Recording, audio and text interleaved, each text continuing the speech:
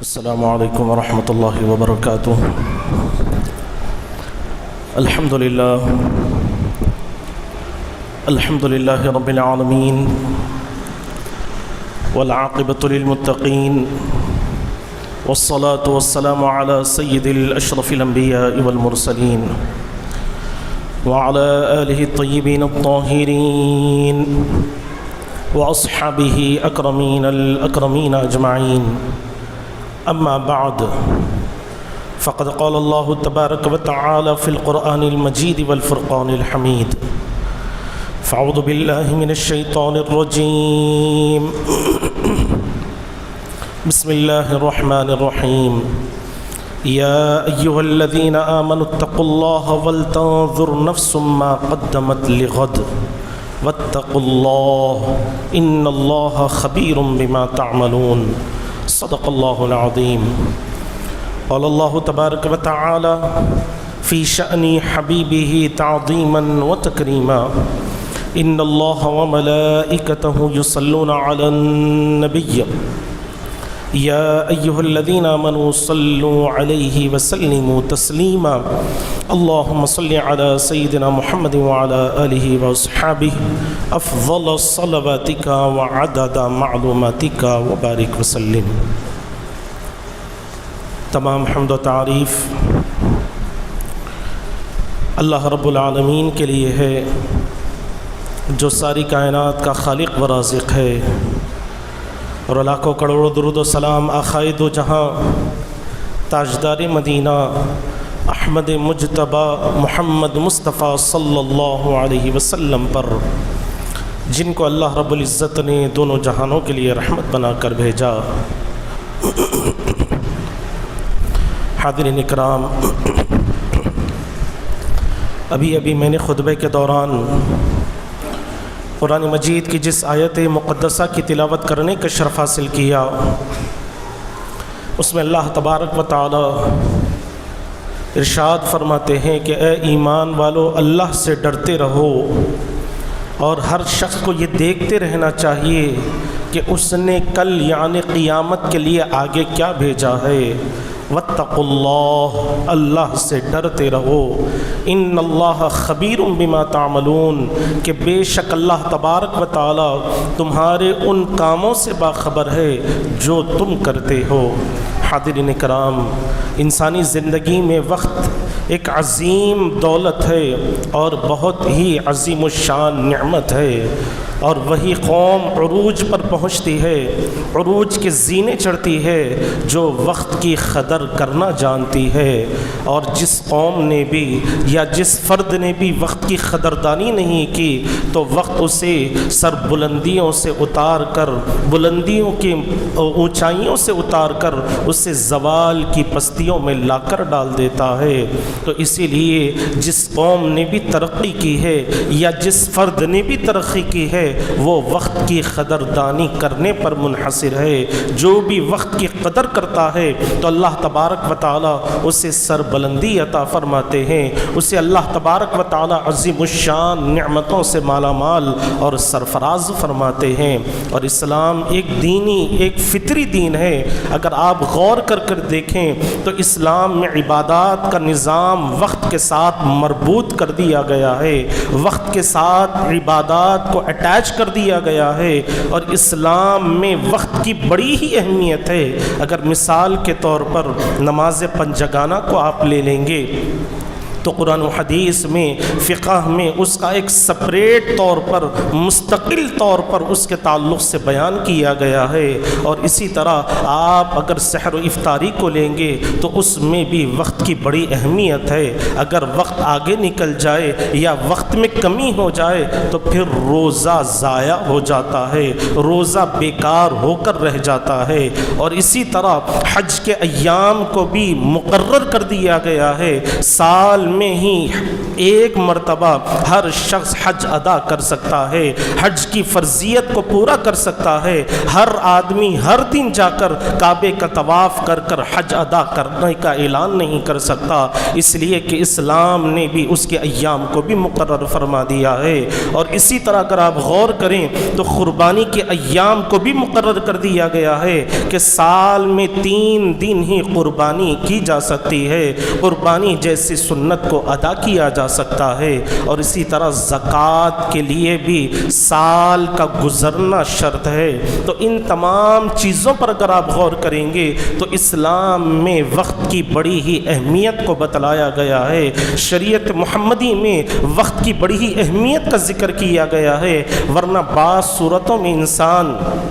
اگر وقت کو ضائع کرتا ہے تو اس پر قضا لازم آ جاتی ہے، اور بعض صورتیں ایسی ہوتی ہیں کہ جس میں وقت کی ناقدری کرنے کی وجہ سے انسان گنہگار قرار پاتا ہے۔ تو اس لیے اسلام میں عبادات کا جو نظام مقرر کیا گیا ہے وہ وقت کے ساتھ اٹیچ کرتے ہوئے، وقت کے ساتھ اسے مربوط کرتے ہوئے عبادات کا نظام بنایا گیا ہے۔ اور جب بندہ اللہ تبارک و تعالیٰ کے احکامات کی پابندی وقت کے ساتھ کرتا ہے، اس کے اوقات کو ملحوظ رکھتے ہوئے کرتا ہے، تو پھر اللہ تبارک و تعالیٰ اسے بیش بہا نعمتوں سے مالا مال فرماتے ہیں، دنیا میں بھی عزتیں عطا فرماتے ہیں، اور آخرت میں بھی اللہ تبارک و تعالیٰ اسے اس کا بہترین بدلہ عطا فرماتے ہیں۔ اس لیے حدیث پاک میں پیارے آقا صلی اللہ علیہ وسلم نے ارشاد فرمایا، جس سے وقت کی اہمیت کا بخوبی اندازہ لگایا جا سکتا ہے کہ آقائے دو جہاں صلی اللہ علیہ وسلم نے فرمایا کہ 2 نعمتیں ایسی ہیں کہ جن کے تعلق سے اکثر لوگ غفلت میں پڑے ہوئے ہیں، 2 نعمتیں ایسی ہیں کہ جن کے تعلق سے لوگ اکثر غفلت میں پڑے ہوئے ہیں، ایک تندرستی اور دوسرا فرصت کے اوقات۔ تو حاضرین کرام، اگر ہم غور کریں گے کہ آقائے دو جہاں صلی اللہ علیہ وسلم نے جن 2 باتوں کا ذکر فرمایا ہے، یہ 2 باتیں ہماری زندگی میں بڑی اہمیت رکھتی ہیں، ان کا تعلق ہماری زندگی میں بڑی اہمیت کا حامل ہے۔ اگر انسان تندرستی میں اللہ تبارک و تعالیٰ کی عبادات کر لے، اللہ تبارک و تعالیٰ کو راضی کرنے کی کوشش کر لے، ورنہ ایسا وقت بھی اللہ تبارک و تعالیٰ انسان پر لا دیتے ہیں کہ آدمی چاہتے ہوئے بھی اللہ تبارک و تعالیٰ کے سامنے جھک نہیں سکتا، اس کی بارگاہ میں اپنے سر کو نہیں جھکا سکتا۔ اسی لیے آقائے دو جہاں صلی اللہ علیہ وسلم نے فرما دیا کہ تندرستی کو لے کر، صحت کو لے کر لوگ اکثر غفلت میں پڑے ہوئے ہیں۔ اور دوسرا فرصت کے تعلق سے بھی پیارے آقا نے ہمیں توجہ دلائی ہے، اس کے تعلق سے بھی حضور نے وضاحت فرما دی ہے کہ آج ہمارا حال یہ ہے کہ اگر ہم اپنے آپ پر غور کریں تو ہم اپنے جو فرصت کے اوقات ہوتے ہیں، جو ہمارا فری وقت ہوتا ہے، ہم اسے ایسے ہی ضائع کر دیتے ہیں، ایسے ہی بیکار کے کاموں میں اسے برباد کر دیتے ہیں، چبوتروں پہ بیٹھتے ہوئے برباد کر دیتے ہیں، یا دوستوں کی محفل میں بیٹھتے ہوئے ہنسی مذاق کرتے ہوئے اپنے قیمتی وقت کو ہم برباد کر دیتے ہیں، اپنے فرصت کے اوقات کو ضائع کر دیتے ہیں۔ اور آقائے دو جہاں صلی اللہ علیہ وسلم نے ایک شخص کو نصیحت کرتے ہوئے ارشاد فرمایا کہ 5 چیزوں کو 5 چیزوں سے پہلے غنیمت جانو، ایک جوانی کو بڑھاپے سے پہلے، دوسرا تونگری کو محتاجی سے پہلے، اور تیسرا فرصت کے اوقات کو مصروفیت سے پہلے۔ اور اسی طرح حضور پاک صلی اللہ علیہ وسلم نے فرمایا کہ بیماری کو صحت کو بیماری سے پہلے، اور پھر آقا نے فرمایا کہ زندگی کو موت سے پہلے۔ تو یہ 5 چیزیں ایسی ہیں کہ حضور پاک علیہ السلام نے اس کی طرف توجہ دلاتے ہوئے ہمیں بتلا دیا کہ اگر تمہارے پاس صحت ہے تو بیمار ہونے سے پہلے اس کو غنیمت جانتے ہوئے اللہ کو راضی کرنے کی کوشش کرو۔ اللہ نے تمہیں جوانی عطا فرمائی ہے تو بڑھاپا آنے سے پہلے اپنی جوانی کا صحیح طور پر استعمال کرو، اللہ کی بارگاہ میں اپنی جبین نیاز کو جھکانے والے ہو جاؤ۔ اور اسی طرح حضور نے تونگری کو، مالداری کو محتاجی سے پہلے غنیمت جاننے کے لیے فرمایا کہ جب اللہ تبارک و تعالیٰ تمہیں مال عطا فرمائے تو تمہیں چاہیے کہ اس مال کو اسراف کرتے ہوئے ضائع نہ کرو، فضول کے کاموں میں خرچ کرتے ہوئے اس مال کو برباد مت کرو. اگر اللہ نے مال دیا ہے تو اسے غنیمت جانتے ہوئے اللہ کے راستے میں خرچ کرتے رہو اور اللہ تبارک و تعالیٰ کی رضامندی حاصل کرتے رہو. اور اسی طرح حضور پاک علیہ الصلوۃ والسلام نے فرما دیا کہ تم اپنی زندگی کو موت سے پہلے غنیمت جانو. حاضرین کرام آپ غور فرمائیں کہ یہ سال کے اختتام کے ایام سے ہم گزر رہے ہیں. یہ ماہ دسمبر کا مہینہ ہے. اب آنے والا جو مہینہ جنوری کا ہے وہ نیا سال کا مہینہ ہے. آپ حضرات غور کر کر دیکھیں کہ گزشتہ سال کتنے ایسے ہمارے دوست احباب تھے جو ہمارے ساتھ موجود تھے اور آج وہ ہمارے ساتھ موجود نہیں ہیں. کتنے ہمارے رشتہ دار ہیں جو گزشتہ سال ہمارے ساتھ موجود تھے لیکن یہ سال کے ختم ہوتے ہوتے وہ بھی موت کے آغوش میں چلے گئے ہیں. موت نے انہیں ہمیشہ ہمیشہ کی نیند سلا دیا ہے. حاضرین کرام اللہ تبارک و تعالی نے ہمیں موقع عطا فرمایا ہے. ہماری سانسیں آج چل رہی ہیں تو ہمیں اللہ تبارک و تعالی کا شکر ادا کرتے ہوئے اس کا صحیح طور پر استعمال کرنا چاہیے. اسے اللہ تبارک و تعالی کی عبادت میں لگانا چاہیے. اللہ تبارک و تعالی کی تسبیح و تہلیل کرتے ہوئے اس کے ذکر و اذکار کرتے ہوئے اپنے آپ کو مصروف رکھنا چاہیے. اگر ہم اپنی جوانی میں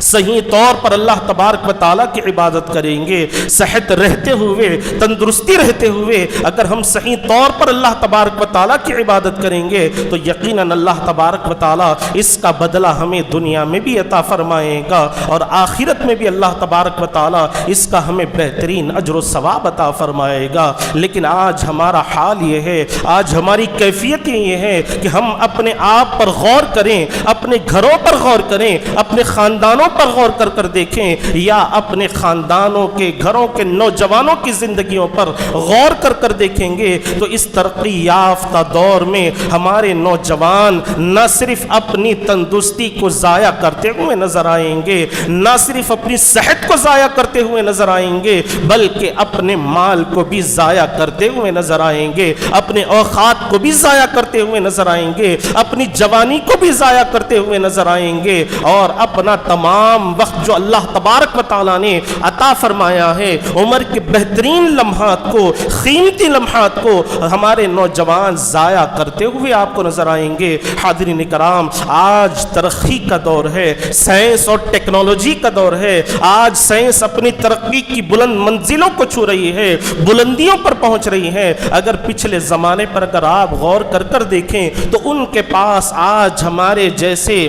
عیش و آرام کی زندگیاں نہیں تھی, ان کے پاس آج ہمارے جیسے آرام کرنے کے جو طریقے موجود ہیں وہ ان کے پاس موجود نہیں تھے. آج ہمارے پاس جو ٹیکنالوجی موجود ہے وہ پچھلے لوگوں کے پاس اس طرح کی ٹیکنالوجی موجود نہ تھی. مثال کے طور پر آپ دیکھیں کہ اس وقت اگر کوئی حج کو جاتا, اگر کسی کی ماں اگر حج کو جاتی اور جانے کے بعد وہاں سے خط لکھتی اور خط جب کسی کے ذریعے بھیجا جاتا تو وہ پہنچتے پہنچتے اتنا وقت گزر جاتا کہ جب بیٹے کے ہاتھ میں خط آتا تو اس وقت والدہ کا وہاں پر انتقال ہو چکا ہوتا. اتنے اس طرح کے پرانے زمانے کے حالات تھے. لیکن آج ٹیکنالوجی اور ترقی کا ایسے دور میں ہم جی رہے ہیں کہ ہم ایئرپورٹ پر اپنے والدین کو لے جا کر چھوڑتے ہیں تو چند گھنٹوں میں ہمیں کال آ جاتی ہے کہ ہم صحیح سلامت اللہ کے گھر تک پہنچ گئے ہیں, حرم شریف میں پہنچ گئے ہیں. نہ صرف فون پر بات چیت ہوتی ہے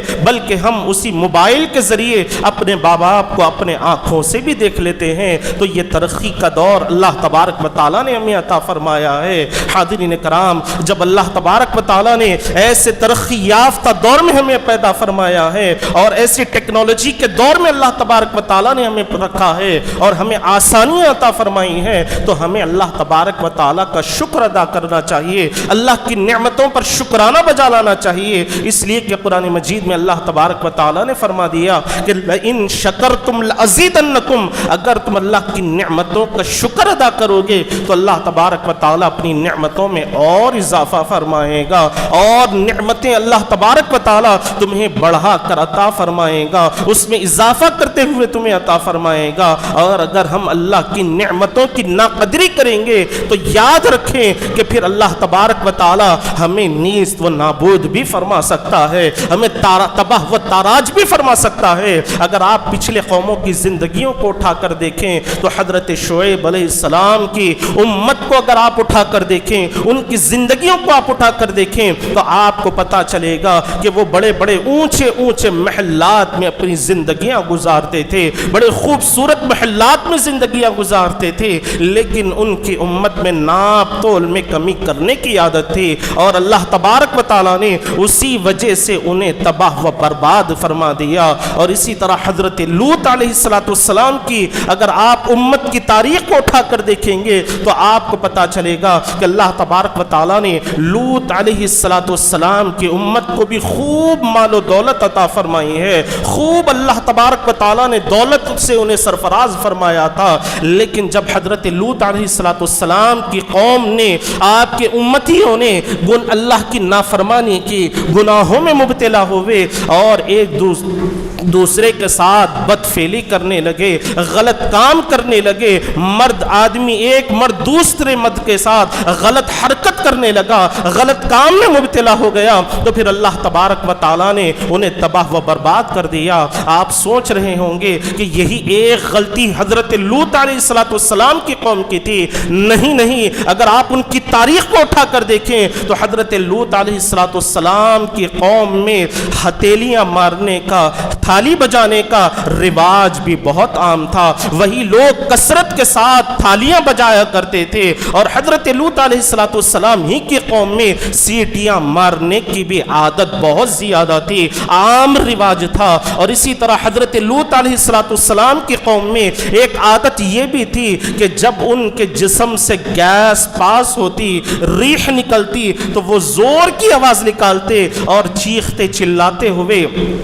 ہنسنے لگتے۔ تو یہی وہ عادات تھے جن کی وجہ سے اللہ تبارک و تعالیٰ نے انہیں تباہ و تاراج فرما دیا، ایسے تباہ فرمایا کہ آسمان سے ان کے لیے پتھروں کی بارشیں برسائی گئی، اور جب بھی آسمان سے کوئی پتھر برستا تو ہر پتھر پر اس شخص کا نام لکھا ہوتا، جب وہ پتھر کسی شخص کے سر پر آ کر لگتا تو اس کو چیرتے ہوئے اس کی شرمگاہ کے مقام سے باہر نکل جایا کرتا۔ اس طرح اللہ تبارک و تعالیٰ نے لوط علیہ السلام کی قوم کو تباہ و تاراج فرما دیا، اور یہیں تک معاملہ ختم نہیں ہوا، بلکہ اللہ تبارک و تعالیٰ نے حضرت جبریل سے فرمایا کہ جبریل جاؤ اور اس قوم کو آسمان کی بلندیوں پر اٹھاؤ اور پھر واپس انہیں لا کر زمین پر پٹک دو۔ تو روایات میں آتا ہے کہ جب حضرت جبریل اللہ کے حکم پر عمل کرنے کے لیے روئے زمین پر آئے اور قوم لوط کو آسمان کی جانب اٹھایا تو آسمان کے فرشتوں نے اس قوم کے کتوں کے بھونکنے کی آوازوں کو بھی سنا، اور پھر جب حضرت جبریل نے واپس لا کر انہیں زمین پر الٹا پلٹ دیا تو آج سائنٹسٹ یہ دعویٰ کر رہے ہیں، جب وہ ریسرچ کر رہے ہیں تو انسانی جسم کے ڈھانچے نکل رہے ہیں،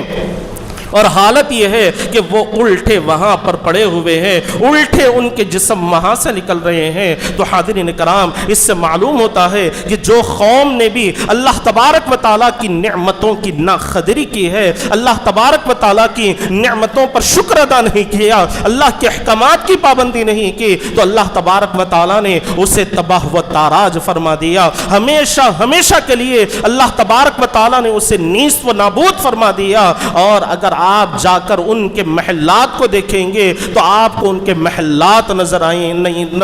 نہیں آئیں گے، کھنڈرات میں تبدیل ہوئے کئی نشانیاں آپ کو ملیں گی۔ تو حاضرین کرام، اس سے پتا چلتا ہے کہ جب کوئی قوم اللہ تبارک و تعالیٰ کی نعمتوں کی ناقدری کرتی ہے تو پھر اللہ تبارک و تعالیٰ ان پر اپنے عذاب کو نازل فرماتا ہے، ان کو اپنے عذاب میں مبتلا فرماتا ہے۔ اور آج ہماری حالتیں بھی یہ ہے، ان واقعات سے قرآن مجید ہمیں جھنجھوڑ رہا ہے، ہمارے ضمیر کو جھنجھوڑ کر کہہ رہا ہے کہ اے مسلمانوں، آج تمہاری حالتیں بھی ایسی ہے کہ تم اللہ کی نعمتوں کو حاصل کرتے ہوئے یہود و نصارہ کے راستے پر چل رہے ہو، کفار و مشرکین کے طریقوں کو تم نے اپنا لیا ہے۔ آج ہمارے اندر بہت سی ایسی عادتیں آ گئی ہے جو یہود و نصارہ کے اندر موجود ہے۔ کئی ایسے دن اور ایام ہیں جن کا ہم بڑا ہی اچھے انداز میں اہتمام کرتے ہیں، حالانکہ اس کا اسلام سے کوئی لینا دینا نہیں ہے، اسلام سے اس کا کوئی تعلق نہیں ہے۔ مثال کے طور پر کئی ہمارے نوجوان ہیں جو ویلنٹائنز ڈے کو بڑا ہی اہمیت والا جانتے ہیں اور اس میں بے حیائی میں مبتلا ہو جاتے ہیں۔ ہیپی نیو ایئر کا جو دن آتا ہے، 31 دسمبر کی جو نائٹ آتی ہے، اس میں بھی ہمارے کئی ایسے حضرات ہیں، کئی ایسے مسلم نوجوان ہیں جو اس میں مبتلا ہو جاتے ہیں اور انہوں نے ان چیزوں کو اپنے اوپر لازم کر لیا ہے۔ حالانکہ یہ جو نیا سال، عیسوی کا جو سال آنے والا ہے، جنوری کے مہینے کا جو آغاز ہونے والا ہے، اس کا تعلق اسلام سے نہیں ہے بلکہ عیسائیوں کا اس سے تعلق ہے، اس سے ہمارا کوئی لینا دینا نہیں ہے۔ مسلمانوں کے سال کا آغاز محرم الحرام کے مہینے سے ہوتا ہے اور اختتام ماہ ذی الحجہ پر ہوتا ہے۔ آغاز ماہ محرم کی پہلی تاریخ سے ہوتا ہے اور اختتام ماہ ذی الحجہ کی آخری تاریخ سے ہوتا ہے۔ یہ جو 31 دسمبر کی نائٹ میں جو بے حیائیاں کی جا رہی ہیں، اس میں بھی ہمارے نوجوان گناہوں میں مبتلا ہو رہے ہیں۔ یاد رکھیں کہ حدیث پاک میں آقائے دو جہاں صلی اللہ علیہ وسلم نے ارشاد فرما دیا کہ دو آوازیں ایسی ہیں جن کے لیے اللہ تبارک و تعالی جن پر دنیا میں بھی لعنت فرماتے ہیں اور آخرت میں بھی اللہ تبارک و تعالی لعنت فرماتے ہیں۔ ان میں سے ایک آواز ایسی ہے کہ خوشی کے موقع پر گانا باجا بجایا جائے تو اسے دنیا میں بھی لعنت بھیجی جاتی ہے اور آخرت میں بھی اس پر لعنت ہوتی ہے۔ اور دوسرا، جب کوئی غم کا موقع آ جائے، مصیبت کا موقع آ جائے، تکلیف کا موقع آ جائے، اس وقت لوگ جو واویلا کرتے ہیں، چیخ و پکار کرنے لگتے ہیں، تو اس پر بھی اللہ تبارک و تعالی دنیا میں لعنت بھیجتے ہیں اور آخرت میں بھی لعنت بھیجتے ہیں۔ تو ذرا غور فرمائیں کہ جب خوشی کے موقع پر گانا باجا بجایا جاتا ہے یا تکلیف کے موقع پر چیخ و پکار کی جاتی ہے تو یہ دو آوازوں پر اللہ کی لعنت ہوتی ہے۔ دنیا میں بھی اللہ لعنت فرماتا ہے اور آخرت میں بھی لعنت بھیجتا ہے۔ تو حاضرین اکرام غور فرمائیں کہ جب اللہ کی کسی پر لعنت ہو جائے تو پھر اس کی زندگی سے ساری برکتیں ختم ہو جاتی ہے۔ لیکن آج ہماری حالتیں یہ ہیں کہ ہم اپنی نفسانی خواہشات کو پورا کرنے کے لیے، لوگوں میں شہرت پانے کے لیے، اپنے گھروں کی تقریب میں ایسی ایسی چیزوں کا اہتمام کرتے ہیں، گانے بجانے کا اہتمام کرتے ہیں تاکہ لوگوں میں ہماری شہرت ہو جائے، لوگوں میں ہماری عزتیں بڑھ جائے۔ کسی شخص کو یہ خیال نہیں آتا کہ اگر میں اس طرح کی حرکت کروں گا تو اللہ کی بارگاہ میں میرا کیا مقام ہوگا، میرا کیا وقار ہوگا، میں خدا کے سامنے کیا منہ لے کر جاؤں گا۔ لیکن حاضرین اکرام، آج حالتیں یہ ہیں کہ ہم کو اللہ کا کوئی خوف نہیں ہے، اس کے عذاب کا کوئی خوف نہیں ہے، بلکہ اگر ہمیں کسی بات کی فکر ہے تو اپنا اسٹیٹس سنبھالنے کی فکر ہے،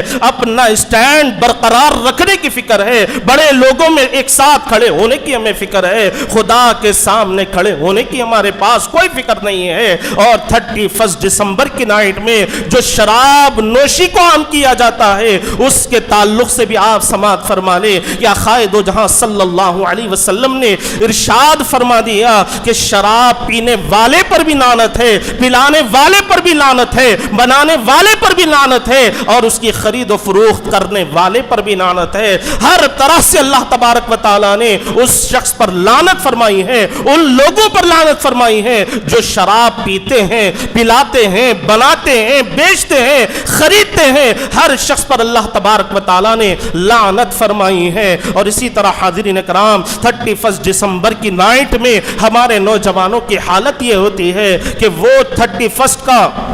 سیلیبریشن کرنے کے لیے کلبوں کی طرف جاتے ہیں، بڑے بڑے میدانوں میں محفلیں سجتی ہے اور بیکریوں سے کیک خرید کر رات کے 12 بجے ہیپی نیو ایئر مناتے ہوئے اس کا سیلیبریشن کیا جاتا ہے۔ میں آپ کو بتلانا چاہتا ہوں کہ شریعت محمدیہ میں اس طرح کی کوئی اجازت موجود نہیں ہے، اسلام اس طرح کی کوئی تعلیم نہیں دیتا، بلکہ حضور پاک علیہ السلام نے وضاحت کے ساتھ بیان فرما دیا کہ المرء مع من احب الیہ، کہ جو جس سے محبت کرے گا قیامت کے دن انہی کے ساتھ اٹھایا جائے گا۔ تو یاد رکھیں کہ اگر ہم یہود و نصارہ کے طریقوں سے محبت کریں گے، ان کے جیسا چال چلن کو اپنائیں گے، ان کے جیسے کپڑوں کو اپنائیں گے، یا ان کے جیسے ہیئر اسٹائل رکھیں گے، یا ان کی طرح داڑیاں رکھیں گے، تو یاد رکھیں کہ قیامت کے دن اللہ تبارک و تعالی ہمیں یہود و نصارہ کے ساتھ اٹھائے گا۔ آج نوجوانوں کی حالتیں کیا ہے؟ نہ لباس سے مسلمان نظر آتے ہیں، نہ صورت سے مسلمان نظر آتے ہیں، نہ سیرت سے مسلمان نظر آتے ہیں،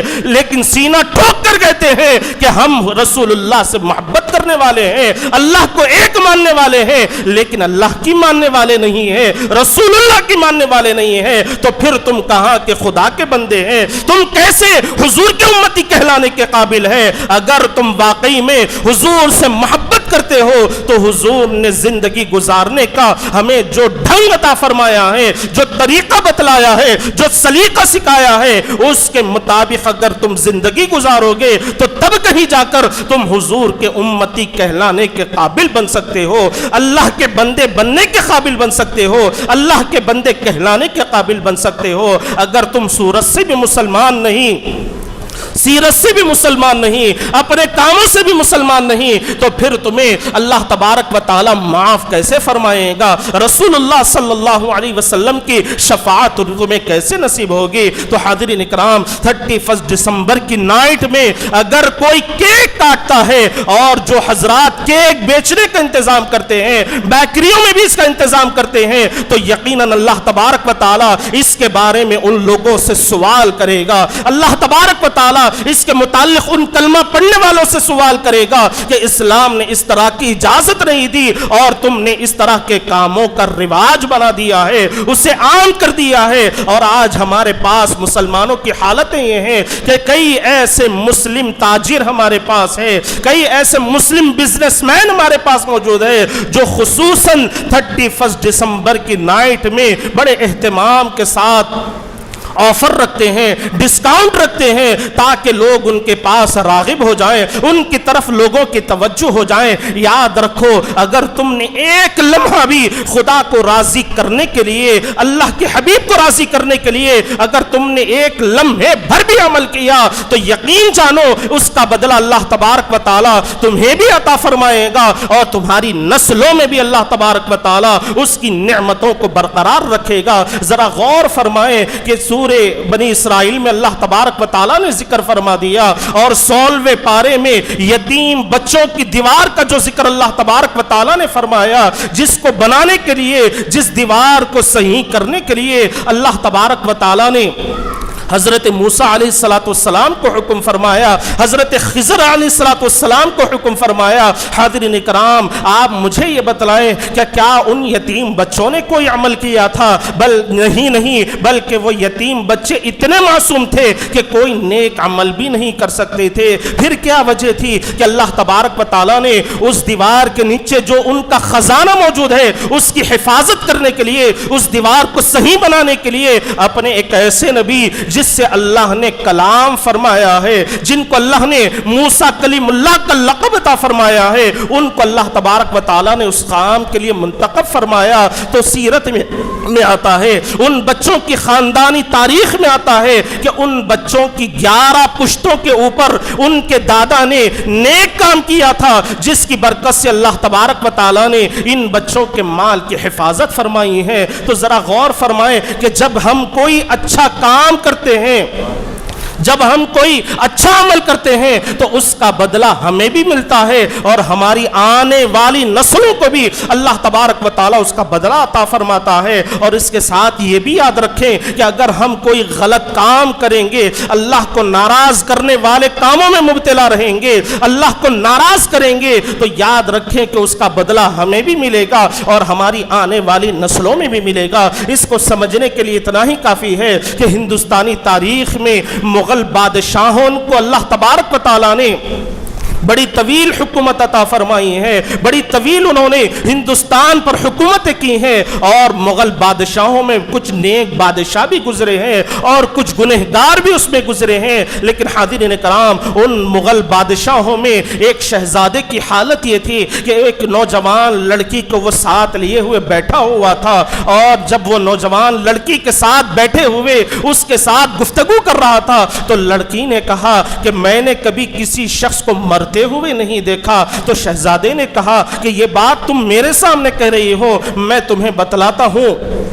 کہ انسان کیسے مرتا ہے۔ چنانچہ ان کے سامنے سے غریب آدمی گزر رہا تھا تو اس شہزادے نے اپنی بندوق نکالی، گن نکالی اور اس شخص پر گن چلا دی، اسے گولی مار کر ہلاک کر دیا۔ تو جب وہ غریب آدمی تکلیف کے عالم میں اپنے پیروں کو گھسیٹتے ہوئے اس دنیا سے رخصت ہو رہا تھا تو شہزادے نے کہا کہ دیکھو اس طرح انسان مرتے ہیں، اس طرح انسان دنیا سے تڑپتے ہوئے گزرتے ہیں۔ تو حاضرین اکرام اللہ تبارک و تعالیٰ نے اس کا بدلہ انہیں کیسے عطا فرمایا کہ ہمارا جو آخری مغل سلطنت کا جو آخری بادشاہ گزرا ہے بہادر شاہ ظفر کی زندگی کو آپ اٹھا کر دیکھیں کہ جب اس کی حکومت کو زوال آیا،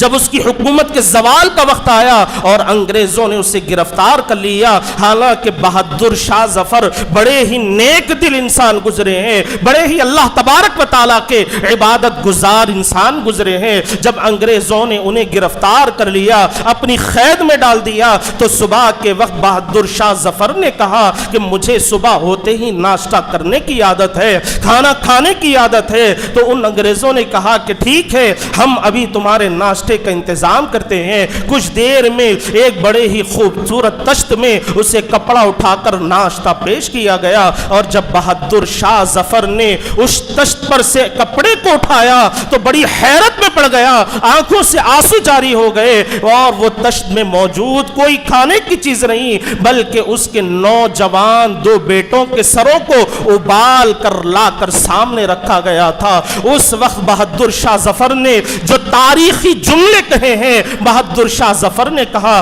کہ اگر میرے آبا و اجداد اللہ کو ناراض نہ کرتے تو آج جس طریقے کا منظر مجھے دیکھنا نہ پڑتا، اس طرح کا وقت مجھ پر نہیں آتا۔ تو حاضرین اکرام یاد رکھیں کہ اگر ہم کوئی غلط کام کریں گے تو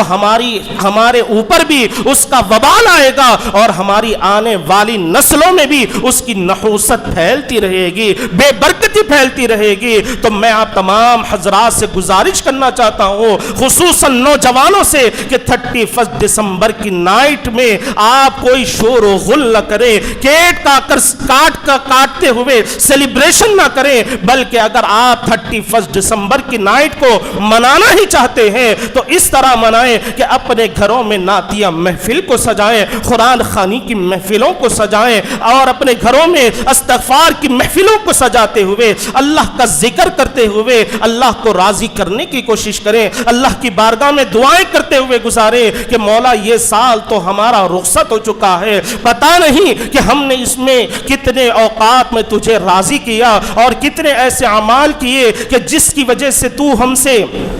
ناراض ہو گیا ہے۔ مولا یہ جو آنے والا سال ہے تو اس میں ہمارے لیے خیر عطا فرما، بھلائی عطا فرما، ہمارے لیے رحمت کے فیصلے فرما۔ اور حاضرین اکرام یاد رکھیں کہ آپ جس طریقے کا عمل کرتے ہیں اللہ تبارک و تعالی آپ کو ویسے ہی بدلہ عطا فرماتا ہے۔ اگر آپ شراب پیئیں گے 31 دسمبر کی نائٹ میں، روڈوں پر چیخ و پکار کریں گے، کیک کاٹتے ہوئے چیخ و پکار کریں گے، بے حیائی کرتے ہوئے اس کا سیلیبریشن کریں گے، تو یقین جانے دنیا میں بھی آپ کو رسوائی اٹھانا پڑے گا، اور آخرت میں بھی اللہ تبارک و تعالی آپ کو دردناک عذاب میں مبتلا فرمائے گا۔ تو اب وقت کا تقاضا یہی ہے، تمام باتوں کا خلاصہ کلام یہی ہے کہ 31 دسمبر کی نائٹ سے مسلمانوں کا کوئی تعلق نہیں ہے۔ یہ جو نیا سال 24 کا جو شروع ہونے والا ہے، 2024 کا جو سال شروع ہونے والا ہے، اس سے مسلمانوں کا کوئی لینا دینا نہیں ہے، بلکہ مسلمانوں کا اسلامی سال محرم کے مہینے سے شروع ہوتا ہے۔ تو ہمیں اس کا کوئی اہتمام کرنے کی ضرورت نہیں ہے، اس میں کوئی سیلیبریشن منانے کی ضرورت نہیں ہے۔ اگر آپ سیلیبریشن کریں گے، چیخ و پکار کریں گے، کیک کاٹتے ہوئے اس کا اہتمام کریں گے گے، نئے سال کا آغاز کریں گے، تو آپ جان لیں کہ آپ نے یہود و نصارہ کی پیروی کی ہے، کفار و مشرکین کی آپ پیروی کر رہے ہیں، اور ان کا عقیدہ یہ ہے کہ حضرت عیسیٰ علیہ السلام اللہ کے بیٹے ہیں، وہ اس طرح کا شرک کرتے ہیں، اور اگر آپ اسی طرح ان کی پیروی کریں گے تو آپ بھی شرک کرنے والوں کے ساتھ مبتلا ہو جائیں گے، انہی کے کام میں آپ شریک ہو جائیں گے۔ اور جس طرح حضور پاک علیہ السلام نے فرما دیا المرء مع من احب الیہ، جو جس سے محبت کرے گا قیامت کے دن انہی کے ساتھ اٹھایا جائے گا، جو جس طریقے کی قوم کی مشابہت کو اختیار کرے گا، ان کے طریقوں کو اپنائے گا، تو اللہ تبارک و تعالی ویسے ہی قوموں کے ساتھ اسے واپس میدان حشر میں اٹھائے گا۔ اگر آپ چاہتے ہیں کہ آپ کو رسول اللہ کے امتیوں کے ساتھ اٹھایا جائے، آپ چاہتے ہیں کہ آپ کو صحابہ کی جماعت کے ساتھ اٹھایا جائے، آپ چاہتے ہیں کہ اللہ اپنے محبوب بندوں کے ساتھ آپ کو اٹھائے، تو آپ کو چاہیے کہ آقائے دو جہاں صلی اللہ علیہ وسلم نے جو زندگی گزارنے کے طریقے ہمیں بتلائے ہیں ان کو اپناتے ہوئے، صحابہ کرام نے جو حضور کو راضی کرنے کا سلیقہ ہمارے سامنے رکھا ہے ان پر چلتے ہوئے اگر ہم اپنی زندگی کو گزاریں گے تو جب خبر سے اٹھیں گے تو اللہ تبارک و تعالی رسول اللہ کے امتیوں کے ساتھ ہمیں اٹھائے گا، رسول اللہ کے چاہنے والوں میں ہمیں اٹھائے گا، اللہ تبارک و تعالی ہمیں اپنے فرما بردار بندوں میں اٹھائے گا۔ تو حاضرین اکرام، ہمیں چاہیے کہ 31 دسمبر کی نائٹ میں اللہ تبارک و تعالیٰ کا ذکر کریں، قرآن خوانی کا اہتمام کریں۔ اگر آپ اس طریقے کا اپنے گھروں میں اہتمام کرتے ہیں تو یقین جانیں اس سے ہمارے بچوں کی بھی صحیح تربیت ہوگی، انہیں صحیح اسلامی طریقے معلوم ہوں گے، اسلامی تعلیمات سے وہ بھی آگاہ ہوں گے۔ آخر میں دعا ہے کہ جو کچھ کہا گیا، جو کچھ سنا گیا، اس پر اللہ تبارک و تعالی ہم تمام کو عمل کرنے کی توفیق عطا فرمائے، اور ہمیں صحیح طور پر آقائے دو جہاں صلی اللہ علیہ وسلم کا امتی بننے کی توفیق عطا فرمائے۔ وآخر دعوانا الحمد للہ رب العالمین۔